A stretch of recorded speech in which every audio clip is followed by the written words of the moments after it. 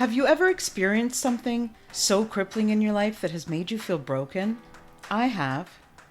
Are you someone who has a giving heart but is struggling to feel good themselves? Are you consistently putting your needs aside to take care of everyone else? If so, you're not alone. Giving starts with giving to yourself so that you are able to give of yourself to other people. Isn't it time you took back control and discovered what makes you tick? Join me in my journey and find out how you can feel better about yourself, live your best life, and share that with others. Thinking of yourself, it doesn't make you selfish, it makes you brave. I'm Nelia, and this is the Giving Starts With You podcast. Hi, everyone. Welcome to another episode of the Giving Starts With You podcast. I'm Nelia, and I'm so glad that you have joined us again for another week. Today, I have a very special lady, a new friend to me. Her name is Michelle Butt. How are you, Michelle? I'm good. I'm good. Thanks for having me. No problem. I'm excited. We got a fellow Torontonian on today. So she's from Toronto. So I'm excited about that. I haven't talked to somebody in Toronto yet. This is great. I know, isn't it funny how you find a neighbor in your online space that you didn't know you had? It's true. And I've spoken to people all over, like Australia, like everywhere. And I haven't had anybody yet from Toronto. So I'm happy to have you. So Michelle is a facial intelligence expert, which sounds very intriguing to me. So this is why I kind of wanted to have her on the show. I think that she's going to be giving us a new perspective and explaining a little bit about what that means and how it ties in with all of you listeners at home. Michelle has also been featured on TEDx Toronto, Reinvention Radio, and OM Times Magazine. So her research and results have shown that the face is the starting place of any transformational journey, and leveraging the information you see in a face is the key to changing the results you're getting in your sales process. So she's also a coach as well. So yeah, Michelle, there sounds like a lot to learn today. hmm hmm So yeah, where do we start? If you can tell us a little bit about how you got introduced to this, that would be fantastic. This way we could understand a little bit about how it came about and how it all started. Yeah, absolutely. So I am a mom of four, and about 11 years ago now, I was deciding that I wanted to get back to work. My kids were little, but I wanted, enough that I could get back to work. And so I was working in a coaching practice that I had started, and I was seeing clients and we were getting results, but every now and then they would come back and they would still not. They'd come back a few weeks later and say, I still have the same problem. So I was thinking, okay, there's something I'm missing in this process somewhere that I need to get better at to help my clients. And in the meantime, I was married and our relationship was not where I wanted it to be. And I just could not figure out why we weren't connecting. And I thought to myself, okay, there's something missing. There has to be something that I am missing that I'm not seeing. And so what I do when I need to figure something out is I go to my happy place, which is the bookstore, and here that's Chapters when we could roam around the bookstores freely. And I came across a book on Chinese face reading, and when I looked at the book, I picked it up and I was like, "Oh, this is really interesting," and then I put it back down. But then I could not leave the store without it, so I took it home, read it, and I realized in 2 days, oh my God, this is my missing piece. And then I found the person who wrote that book, and I studied back and forth with her because she was in the States for 2 years. And I added face reading, which has now over time morphed to facial intelligence, to my practice and to my life. And it changed everything. Um, so what that really is it's not body language. It's not checking to see if someone's lying to you. What facial intelligence is it starts in Chinese medicine where we look at the face and the features and markings and wrinkles to understand people's personality traits, how they um, how they kind of innately are designed to look at the world. And then it also helps us to see how people respond to their life experience. So, how are they habitually thinking and feeling? And then that shows up in the face kind of as their story. And we give that freely to each other by just putting a Facebook picture online or seeing each other out in public or on Zoom or wherever we get to see each other. We say, hey, this face here, this is me. And if you can read it, then you can speak my language and then I can speak yours and we can connect and communicate way better. And, if you're in business, you can use it in sales. But, when I started, this was all about getting to know people in my life and helping my clients to move through their blocks, which could be personal or business, but really connecting more deeply on a human level. I love that. I could sure use it for my teenager, although he probably doesn't have a lot of markings yet, but still, I got to figure it out. I got to figure it out. But no, that sounds great because, sometimes we're so worried about the outside and the way we look and the wrinkles and everything. And it does really truly tell stories of what we've been through. And well, I remember this scar from this. And people, I think, need to they need to embrace that, like the song says, scars are beautiful, right? So this is Yeah, just another way of understanding. So yeah, it could work in your family, and like you said, in business. I think it's another tool that we could learn, another skill that we could learn that could really help us understand each other. So I think yeah, that's great. So how does it all work? absolutely. Like, can you can you share with us how how do you use it? You use it in your personal and your business as well?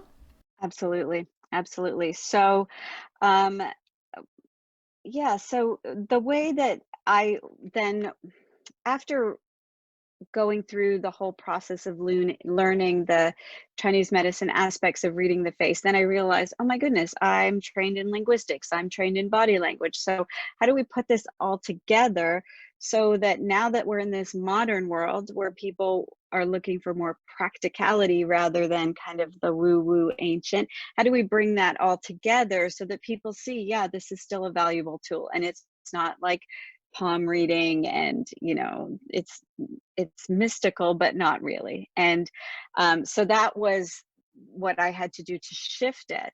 And then what how I use it is, so for example, when I was with those clients initially, there was a client that kept coming to me. And as soon as I started learning the face reading work, one day she walked into my office and I looked at her and I saw her nose. And I said, oh my gosh, now I understand. I understand where everything is coming from. And I just explained to her, and I'll explain it See, to you, but to me right now, that sounds crazy because I don't understand it yet, right? So yeah, it's true what you're saying. Like sometimes people believe in the palm reading and all that stuff, and a lot of people think it's like foo-foo kind of stuff, right? yeah. But until you know it, until you study it, until you understand the connection and the substance behind it, you don't know, right? So when you say that about the nose, yeah, sorry, I don't mean to interrupt you. I just like just Oh, go from that, ahead. I was like, what? But at the same time, now I want to hear more. Yeah, yeah, and um, so this was someone who was struggling with anxiety, struggling at her work, struggling in her relationship, and just was a mess. And every process that we were doing in this process that I was taught said, oh, this has to be her problem because this is everybody's root problem. But what her nose said was that she was very, very sensitive to energy and spaces, so very, very spatially sensitive. Very much someone who kind of looked at the big picture and all the details right at the same time. So, kind of needed to be in control because she always had a vision of how things should be and steps of how they should go. And when anything went not necessarily according to plan, then it threw her off, but she thought she was really easygoing. Um, And there was, and then she would have, uh, expectations of herself and other people that were so high they were impossibly high. Yeah, so her expectations were impossibly high, and she was not, but she would never talk like that. Or when she was describing what was going on in her life, she never said that those were the things that were happening, but her nose said that's how she was programmed to look at life because of the shape and the size and other features that kind of combine with that. She very much had this archetypal nature of what I would call in facial intelligence like um, a royal. So very much someone who had all those traits. And so when I described that to her and said, so here's what's happening, are you holding yourself and other people to impossibly high standards? Then she started to realize that that was what she was doing. When she was in this work environment that all of a sudden had become very toxic and not really what she wanted anymore, her environmental sensitivity would cause her to be anxious because she was just more aware of other people's emotions floating around in the air than people who didn't have her kind of nose. And so she realized, oh my gosh, I have to make some shifts. And oh, yeah, every time I plan a date with my boyfriend and one thing goes wrong, I go crazy. And then I think he doesn't love me. And I wasn't the perfect girlfriend and all of these things. And then I said, okay, well, what if, you didn't focus on the one thing that went wrong and you focused on the five things that went right? Would you still feel the same way? Anyway, so Hmm. that nose just kind of put us on the path of how she could start seeing herself differently, and then even just give herself some grace to say, okay, well, this is who I am. This is how I'm always going to see things. This is how I'm programmed to behave.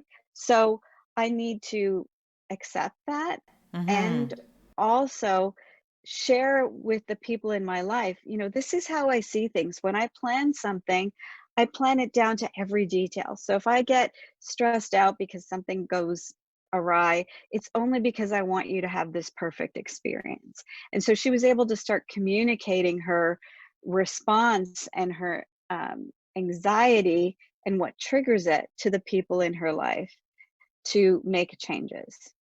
And as a result of that, within 2 years, she had quit her job, started her own business, left that relationship, found the man she was going to marry, and now she's just wrote a book and is thriving and had a baby. And, everything kind of shifted after she started to see herself differently. And so it was very, very powerful. Wow, that's amazing. Okay, so I know you can't tell me what you learned in those years that you studied in 5 minutes, but what is it about the nose that you're looking for that Mhm. reached out to you? Is it the way it looks? Is it the way it leans? Like what is it exactly that tells you like that you're pulling from? Yeah, in her case, her nose was a little bit more prominent in comparison to the rest of her features. There was a bump right at the top. And in terms of her face, she had a very fine, um, like chiseled, longer face. And so those things contributed to that kind of personality type manifestation. Okay, so it's in how in relation with other parts of the face as well. It's not just the nose then. Yes. Yeah. Oh, okay. Yeah. Sorry about my Yeah. questions. It's just I'm trying to figure out how No, no, I love these it all questions. comes together. So, okay.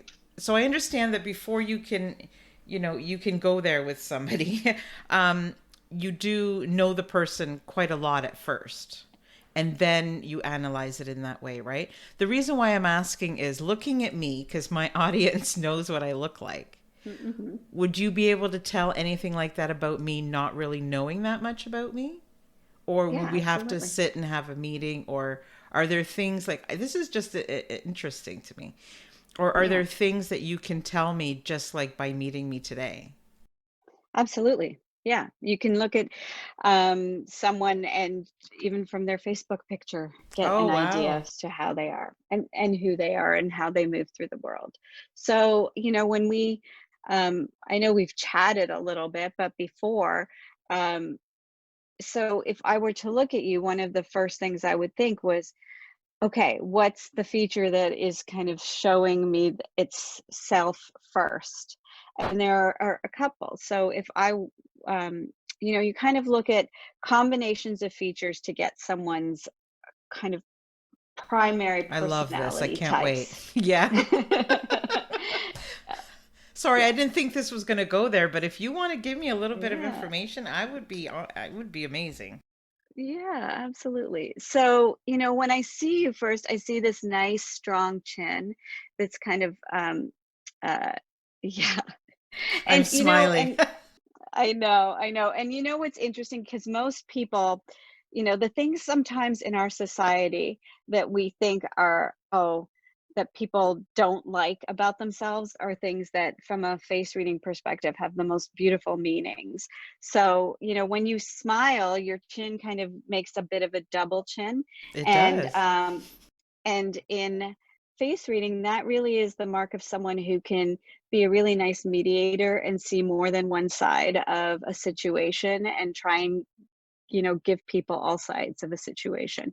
So it's a really beautiful trait. I would think that it resonates with you. Aw, Um, that's so sweet. yeah, and then so that chin in conjunction with your wavy hair, that is part of what I would call a very much someone who is a sage archetype. So this is someone who has really deep feelings, is intuitive, tends to hold their emotions inside and doesn't necessarily let them come out right away. So it may take time for you to say how you're feeling or for people to know how you're feeling. Sometimes people might not even know, or you've done a lot of work to allow yourself to bring stuff out, because as what happens with sages sometimes is that they tend to hold everything in, and then it becomes a tsunami and it all comes out one day or at one time. And it's very much associated with the water element in Chinese medicine. So there's a lot of stillness, and water can be calm, but it can also be, tsunami destructive kind of thing. Wow, um, you've got me so far. wow. This is Yeah, cool. and then the other thing, and I know you mentioned it to me, but it doesn't surprise me at all, is that sages are very, very musical, and it's like an innate kind of talent that they have, or creative, because there's this intuitive connection to more. It's like being connected to the space in between worlds, and so sometimes it's just like, well, I know the answer to that, but I don't know how I know it, but I just know. And that's very much like something Oh that, my goodness, this is like enlightening to me. well, and is it resonating? Yes, absolutely. Yeah, I would say that all those things are correct. I'm glad you didn't mention any of the wrinkles though, but you can if you want. Yeah. Well, you know what? The thing is with wrinkles is that um, and I'm just trying to look because I don't really see any.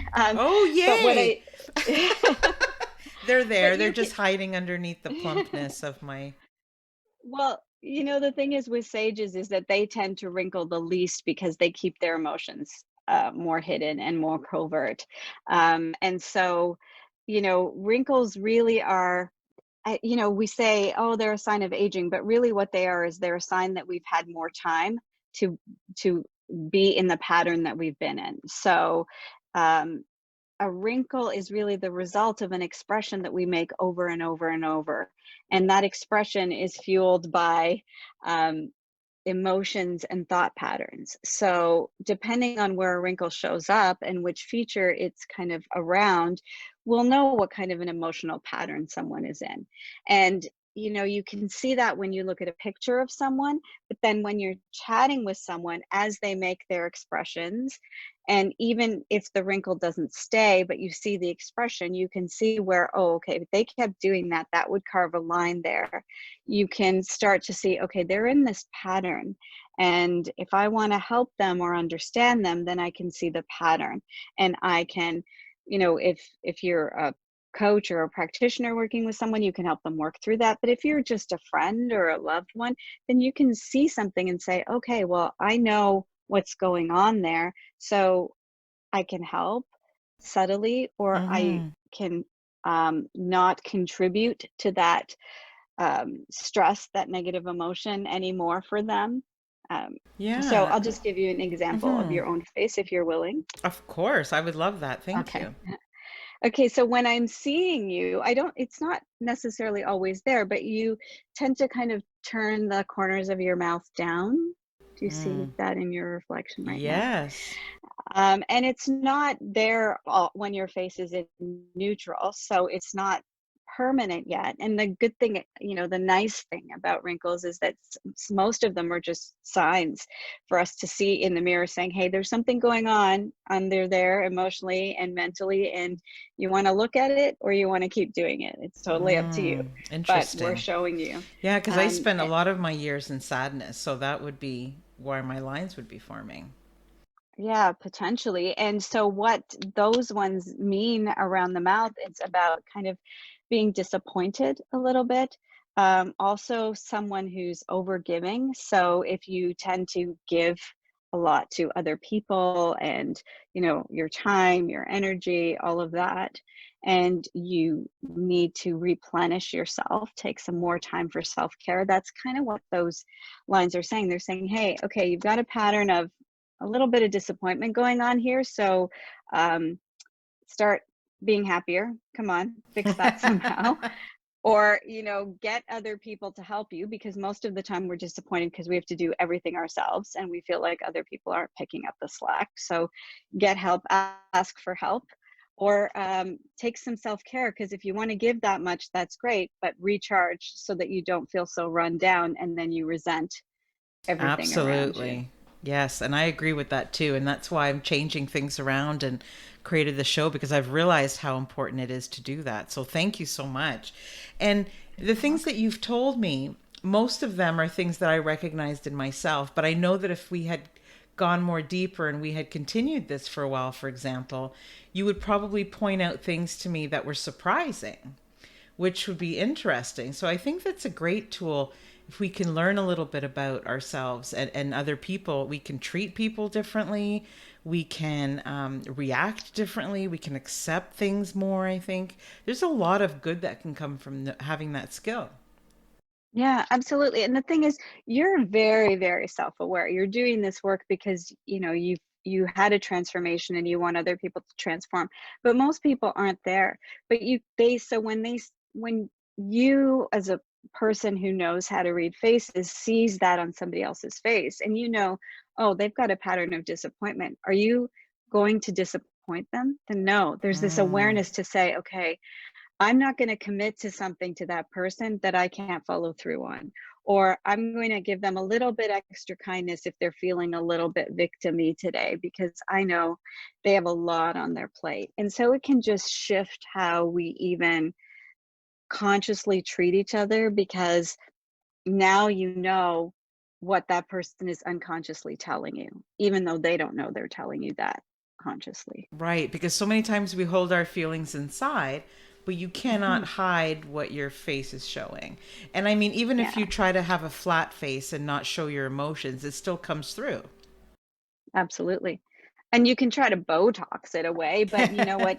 You're Yeah. still you might not see it for a day, or however long that stuff lasts, but if you're still stuck in the pattern of the thinking and the behaving and the feeling, then it's gonna come back. That's why those aren't permanent solutions. You have to change the inside in order for the outside to reflect that change.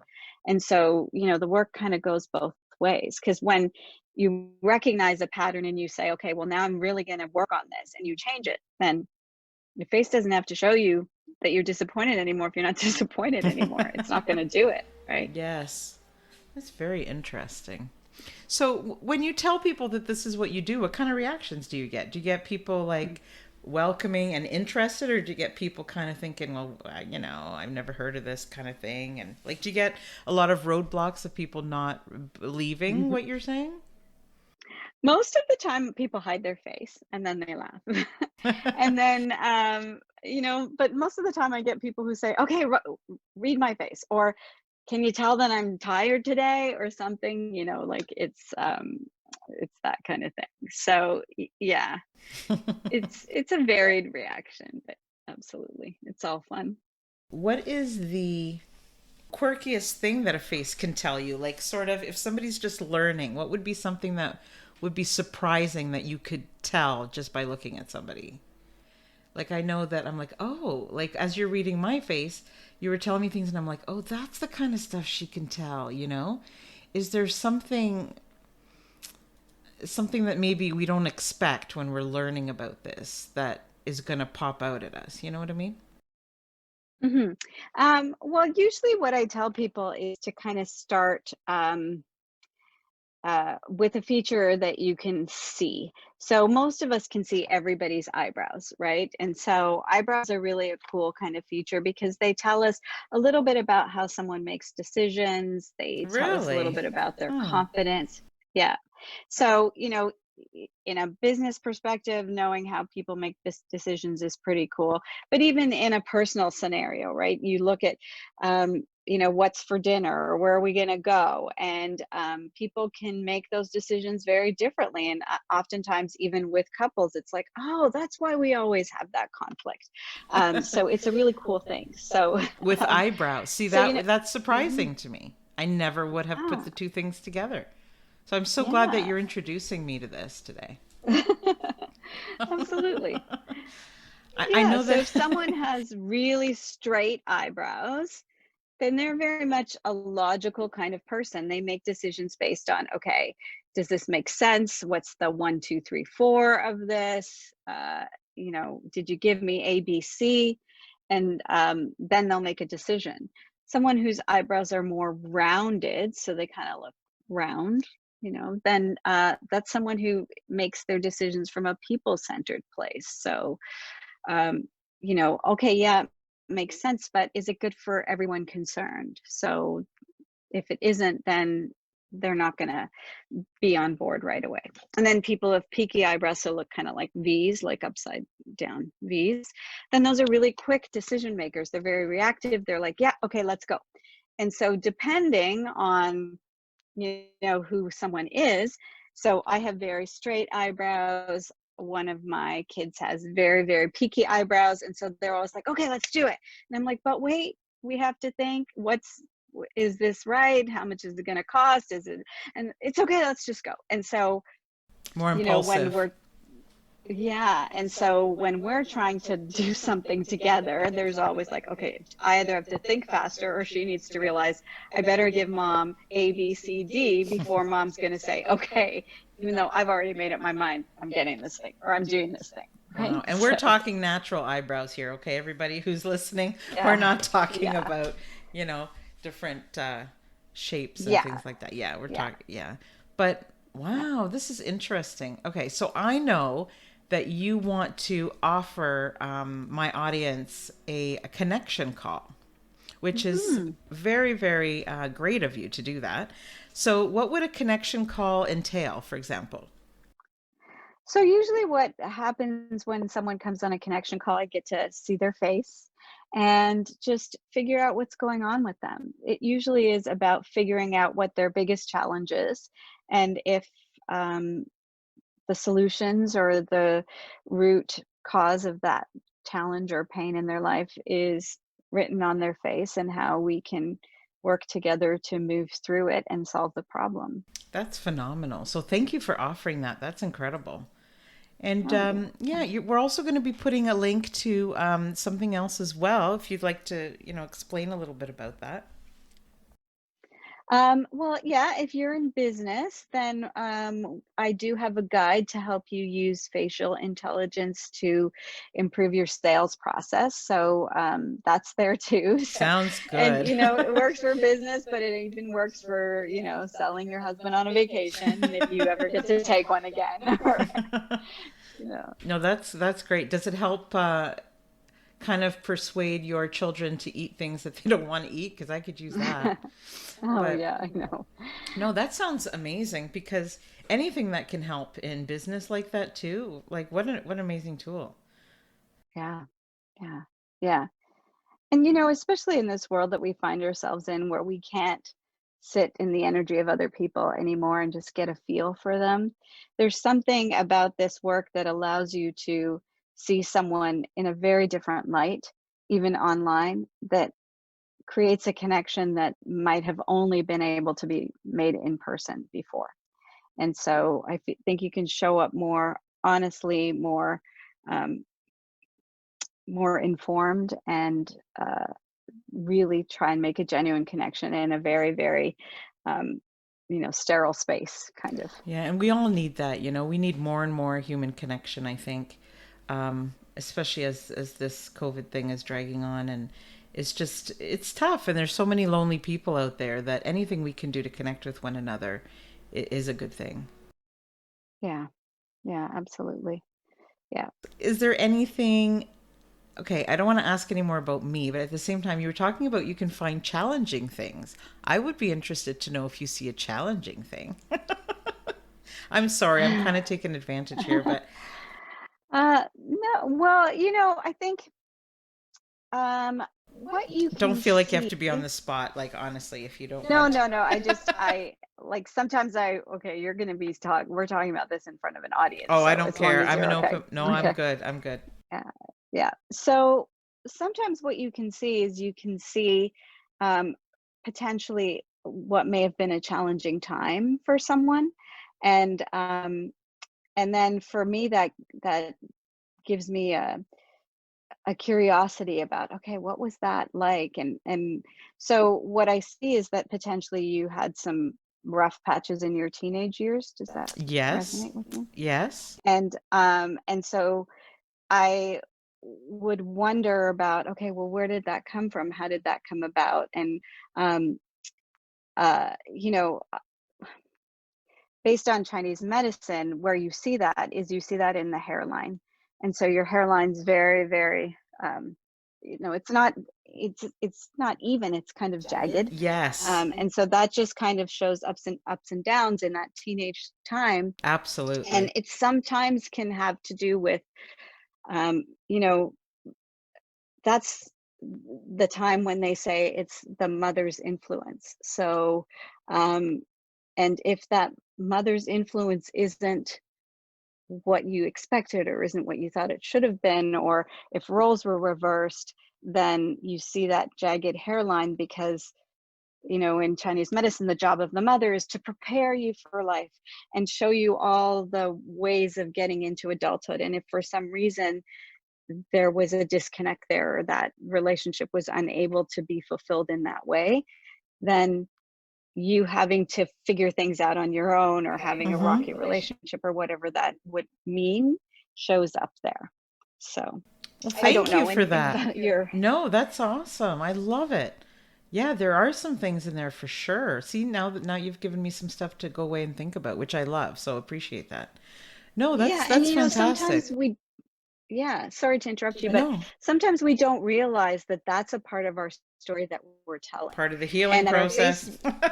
Yeah, but our face also wants other people to know, hey, I'm the person I am today because this, and I'm pointing to my hairline. I know you can't see me right now, but this is part of my journey. This was what got me here. And so it stays that way in a way because you want the world to see it, but you also want to see it when you look in the mirror. Like unconsciously, you're looking at yourself and you're seeing, oh, yeah, this was my journey. And, this might have been tough, or wow, look how far I came, or look what I had to do for myself that, you know. And so we just get to look at each other differently and at ourselves differently. Yeah, because I don't know about you, but sometimes I'll look in the mirror. If I don't put makeup on half as often as I used to. But if I'm putting on makeup or brushing my teeth or whatever, and I'm quickly looking, I'm not paying attention. I'm looking in the mirror. Okay, but there are days, and I find it's the days where maybe I've got more going on. There's some sadness there, and I just take a minute, and I'm not necessarily brushing my teeth or do anything, and I just happen to be passing by a mirror, and I'll look there, and I'll kind of just stare into my eyes, and it feels weird, but I can see things in that moment that that I'm feeling, even though my face isn't giving off that clue. It isn't Yeah. giving off that expression. So it's interesting to see what Like, because you know what you feel yourself at that moment, well, most of the time, but it's Hmm. very intriguing to me to hear what other people think based on just the look.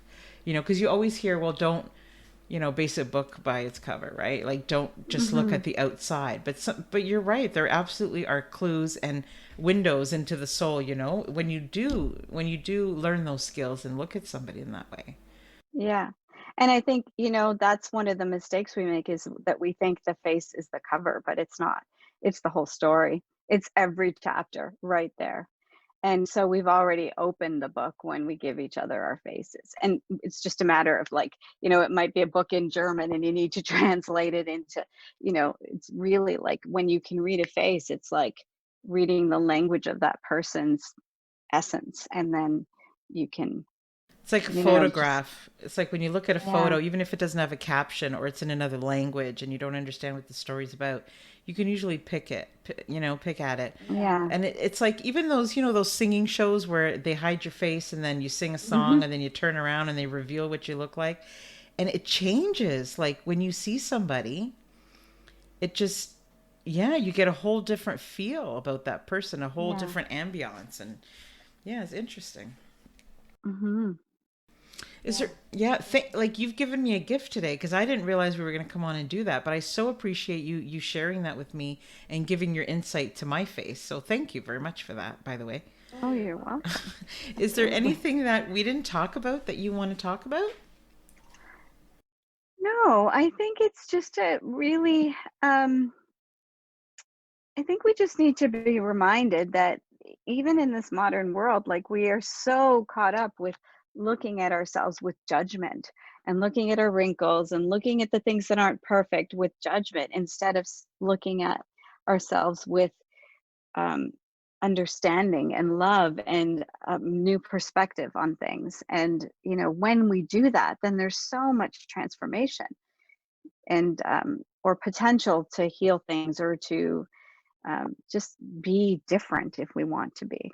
Yeah, I love that. It's so important because, if you're not kind with yourself, who's going to really do it? A lot of times people think that it's conceited or you know, we think that we're better than others when we talk about ourselves or we look at ourselves and make judgments, but it's not. We need to be kinder to ourselves. We need to do so many things that there's just so many things that we can do to to heal, like you're saying, and be open to what other people are saying that they see as well.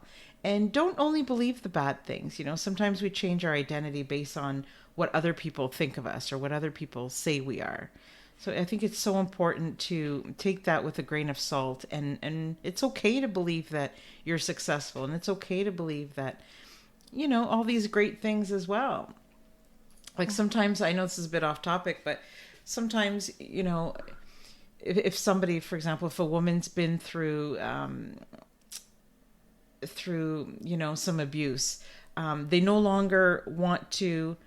They put on weight sometimes on purpose because they don't want to look pretty. They don't want to look beautiful, because they're afraid of things happening again sometimes. Or it could be anything like that. Sometimes we know that we can be really successful in something, but yet we don't think we should talk about ourselves in a successful way because what if it happens? What will people think? And I think it's so important for us to stop doing that to ourselves. I don't know Yeah. if you agree with that, but I hear that a lot, that people No, downplay. absolutely. Absolutely. And then we get the opportunity to think of why, and then, in the scenario that you were talking about with the women, of course, you're going to want to like take care of yourself. And so part of self care is feeding your soul. And then, then you overfeed potentially, but then you build this cushion of protection. But if you understood, um, what your face said about how you are supposed to process your pain, because we all process pain differently, then it could change the outcome. Or if you understood what to look for next time, so you know what you want in a new partner and how to find clues that that person will be more like the person you want, not more like the person you were with, then it could change the way you look at potential new partners. So, because we tend to see, with our we see with our picture of what the perfect person is, but we don't see what those features mean. We don't see aggression necessarily if you're not looking for it. You don't see, someone who doesn't know how to take care of another person in unless you're looking for it, right? All And the so really when you, important things. hmm hmm Thank you so much. I feel a lot more knowledgeable now on this topic than I did when we first started because I honestly was so intrigued, but I didn't really know anything about it. So thank you for coming on and for sharing this with us. I hope people take advantage and connect with you because I think it's going to be very eye-opening for them. Oh, well, thank you for having me. Yeah, no It problems. was such a pleasure. And thank you for being so open and allowing me to share your story with your Oh, I'm so happy listeners. that you did. No, I'm okay. I'm an open book now. I got nothing to. I'm great and everything you said was right on. So, you're good. Oh, well, thank you. I always love the validation. That's And awesome. that's the thing. You started off as a skeptic, which really I love. So, Not as not, I, well, not necessarily. So I don't want you to feel that I was. I was just thinking that a lot of people out there might be. I'm always open to yeah. learning new things. So, but I just wanted to understand, I had to listen a little bit more. So maybe I was a little bit. No, I love that though. Yeah. I love converting the skeptics. That's phenomenal. Thank you so much. And Oh, you're very welcome. yeah, this is interesting. So where can I find you? Where can I learn a little bit more about you? You can just go to michellebutt.com. There's resources there on Facebook. I think it's Michelle Butt um, on Facebook. Yeah, I post videos there and stuff. So information. That's Yeah, fantastic. Well, I hope you had fun. I had fun learning all this I stuff. did. Yeah, and I learned a little bit about myself. So this is always a good thing. But Yeah, thank you so much, and it was great to meet you. you too. Thank you for tuning in to this week's episode. If you enjoyed what you heard, please subscribe or leave a review. See you next week on the Giving Starts With You podcast.